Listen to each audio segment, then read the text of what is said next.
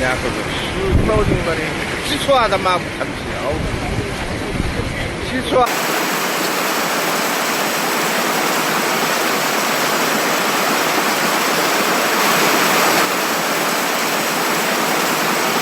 Shanghai, July 31st, 2025. The city of Shanghai endured 2 days of extreme weather and operational paralysis as Typhoon Co-May made landfall in the southern district of Fengxian on the afternoon of July 30th, 2025. The storm, part of an increasingly active typhoon season, battered the metropolis with sustained heavy rainfall, powerful wind gusts, and widespread infrastructure damage.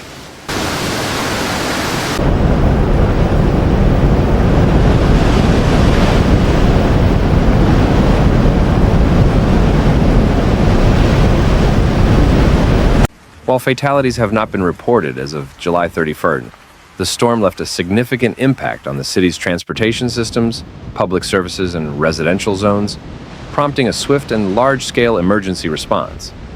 Shanghai authorities were forced to issue an orange rainstorm warning, the second highest alert in China's 4-tier system, and initiated a Level 2 emergency response, the city's highest typhoon readiness status this year. Within hours, the municipal government ordered the evacuation of over 280,000 residents, primarily from flood-prone coastal and low-lying neighborhoods. More than 1,900 emergency shelters were activated to accommodate evacuees.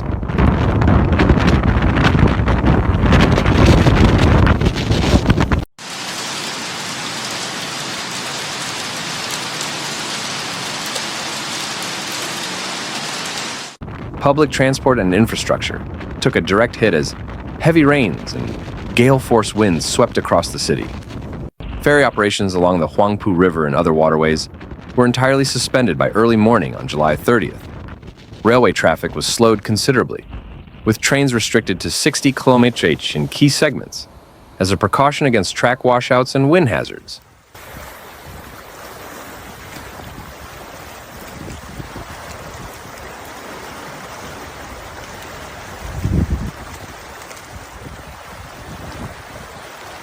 Some lines experienced partial service suspensions.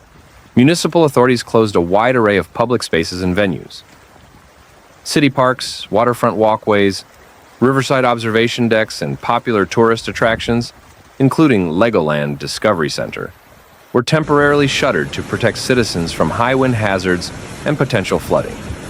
Roadside barriers were erected near low-lying riverbanks, particularly along the Suzhou Creek and Lujiazui riverfront. In urban and suburban districts alike, downed trees, snapped utility poles, and damaged storefronts were reported.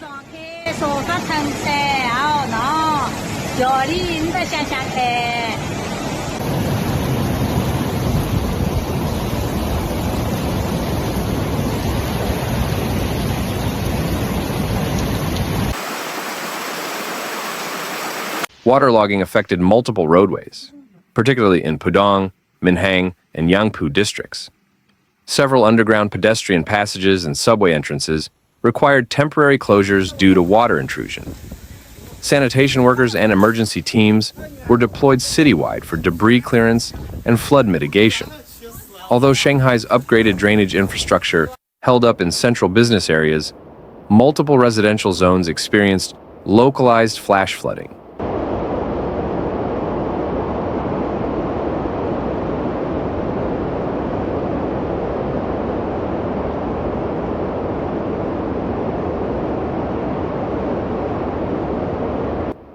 Basement apartments, underground garages, and older drainage systems struggled to cope with the sustained downpours. The Shanghai Flood Control Headquarters warned of residual risks, including urban waterlogging, landslides in peripheral zones, and river overflow in tributary basins, particularly the Daji River and surrounding floodplains.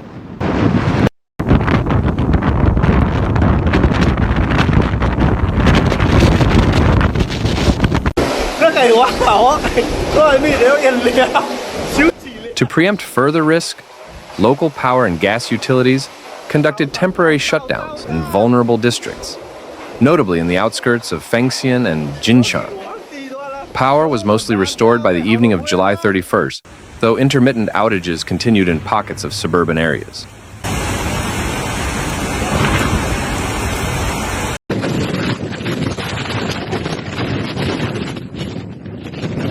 City authorities maintained elevated coastal monitoring throughout the day, though no structural damage or significant wave activity was recorded in the Shanghai area.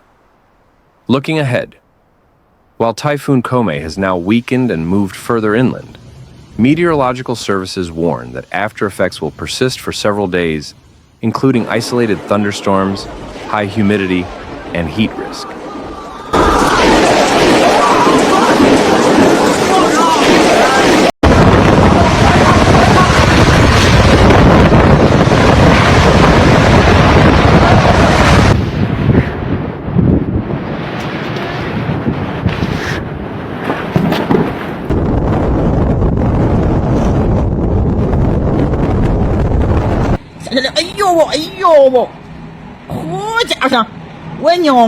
The China Meteorological Administration has advised residents to remain vigilant, avoid flooded areas, and refrain from unnecessary outdoor activity, especially in regions with compromised infrastructure. Cleanup efforts are currently underway, with teams deployed for drainage, debris removal, and damage assessment. Urban operations are gradually returning to normal, but municipal authorities continue to prioritize safety, closely monitoring river levels and issuing updated alerts as necessary. The event underscores Shanghai's vulnerability to increasingly intense weather systems as climate patterns shift across the Pacific region. Although no deaths have been officially reported as of July 31st, the extensive disruption to transport, public services, and urban infrastructure has made Typhoon Co-May one of the most impactful storms to hit Shanghai in recent years.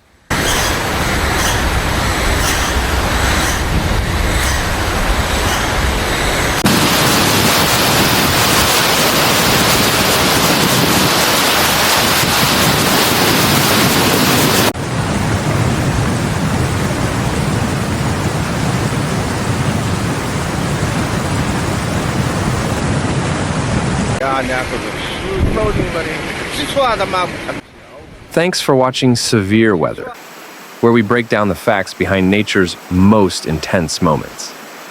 If you found this video helpful, please like, comment, and subscribe. Your support keeps this channel going. Hit the bell so you never miss a real, calm, and clear report. Note: some footage in this video may be used for illustration and may not show the exact event described. See you in the next one. Stay informed, stay safe,